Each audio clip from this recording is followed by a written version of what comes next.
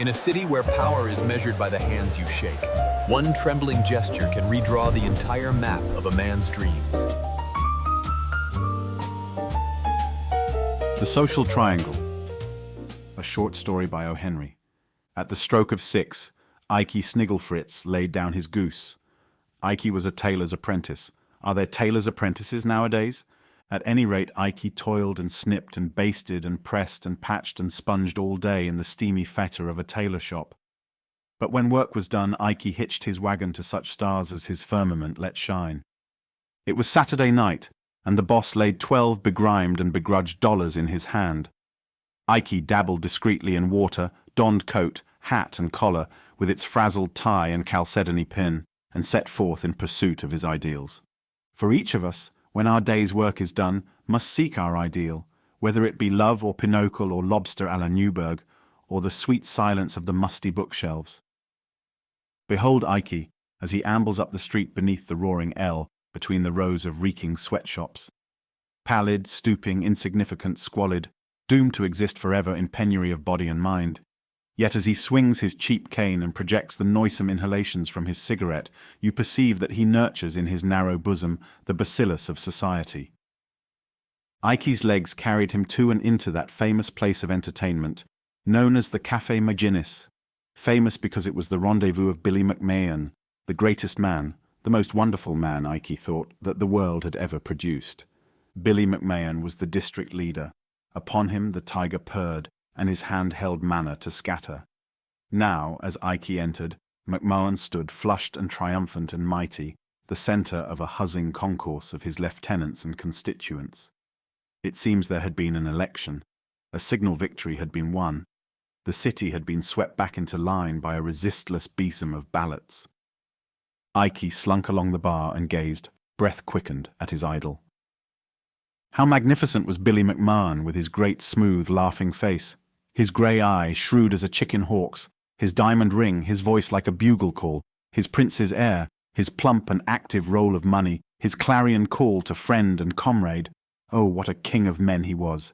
How he obscured his lieutenants, though they themselves loomed large and serious, blue of chin and important of mien, with hands buried deep in the pockets of their short overcoats. But Billy, oh, what small avail are words to paint for you his glory as seen by Ikey Snigglefritz. The Café Maginnis rang to the note of victory. The white-coated bartenders threw themselves featfully upon bottle, cork, and glass. From a score of clear Havanas, the air received its paradox of clouds. The leal and the hopeful shook Billy McMahan's hand, and there was born suddenly in the worshipful soul of Ikey Snigglefritz an audacious, thrilling impulse. He stepped forward into the little cleared space in which Majesty moved and held out his hand. Billy McMahan grasped it unhesitatingly, shook it, and smiled. Made mad now by the gods who were about to destroy him, Ikey threw away his scabbard and charged upon Olympus.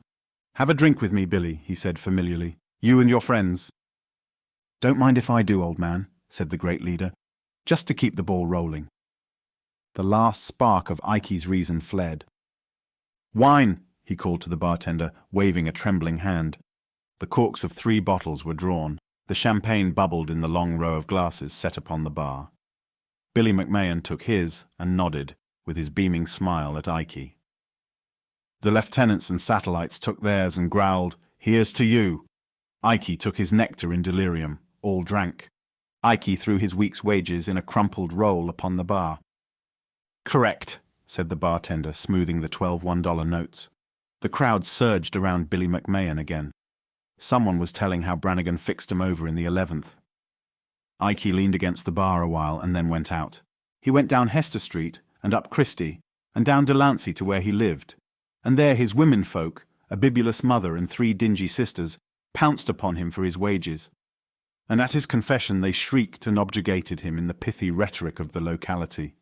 But even as they plucked at him and struck him, Ikey remained in his ecstatic trance of joy. His head was in the clouds. The star was drawing his wagon. Compared with what he had achieved, the loss of wages and the bray of women's tongues were slight affairs. He had shaken the hand of Billy McMahan.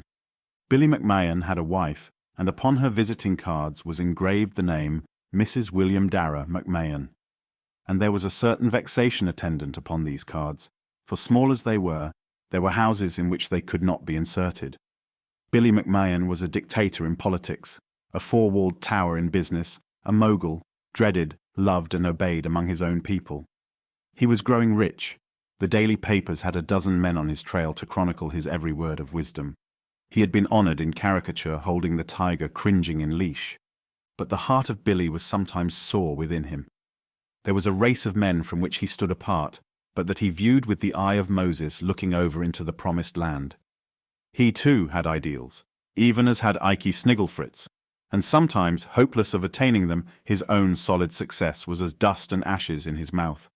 And Mrs. William Darragh McMahan wore a look of discontent upon her plump but pretty face, and the very rustle of her silks seemed a sigh.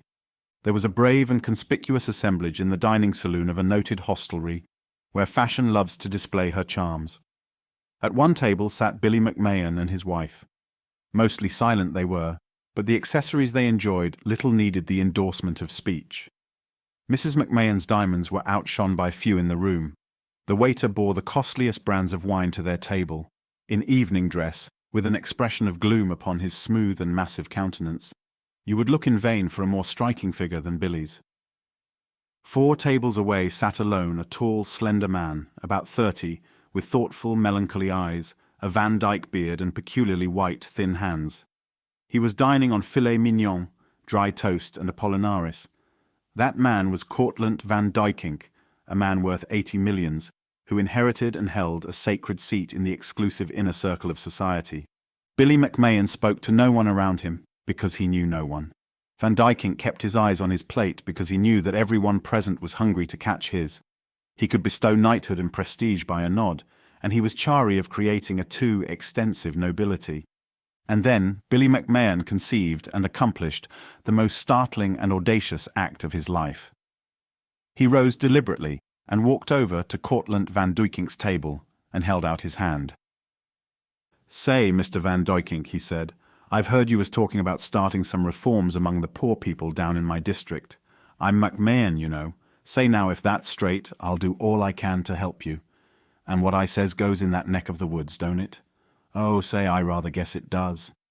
Van Duykkink's rather sombre eyes lighted up. He rose to his lank height and grasped Billy McMahan's hand. "Thank you, Mr. McMahan," he said in his deep, serious tones. "I have been thinking of doing some work of that sort. I shall be glad of your assistance. It pleases me to have become acquainted with you." Billy walked back to his seat.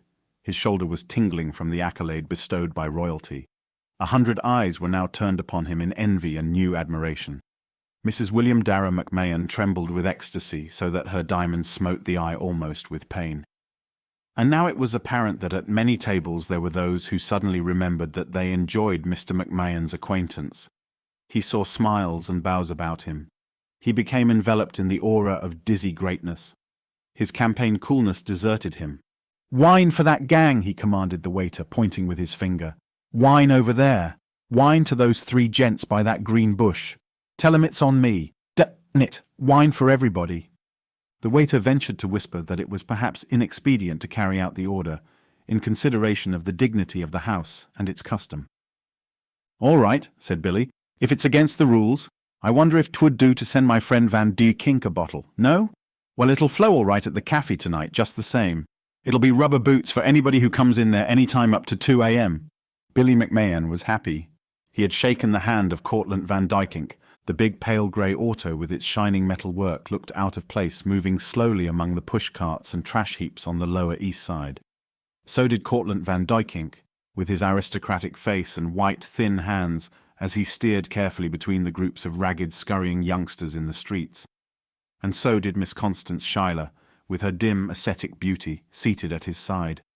"Oh, Cortlandt," she breathed, "isn't it sad that human beings have to live in such wretchedness and poverty? And you, how noble it is of you to think of them, to give your time and money to improve their condition." Van Duyckink turned his solemn eyes upon her. "It is little," he said sadly, "that I can do. The question is a large one, and belongs to society. But even individual effort is not thrown away. Look, Constance, on this street I have arranged to build soup kitchens, where no one who is hungry will be turned away. And down this other street are the old buildings that I shall cause to be torn down, and there erect others in place of those death traps of fire and disease. Down Delancey slowly crept the pale grey auto. Away from it toddled coveys of wondering, tangle-haired, barefooted, unwashed children. It stopped before a crazy brick structure, foul and awry. Van Duyckink alighted to examine at a better perspective one of the leaning walls. Down the steps of the building came a young man who seemed to epitomize its degradation, squalor, and infelicity. A narrow-chested, pale, unsavory young man puffing at a cigarette. Obeying a sudden impulse, Van Duyckink stepped out and warmly grasped the hand of what seemed to him a living rebuke. "I want to know you people," he said sincerely. "I'm going to help you as much as I can. We shall be friends." As the auto crept carefully away, Cortlandt Van Duyckink felt an unaccustomed glow about his heart. He was near to being a happy man. He had shaken the hand of Ikey Snigglefritz,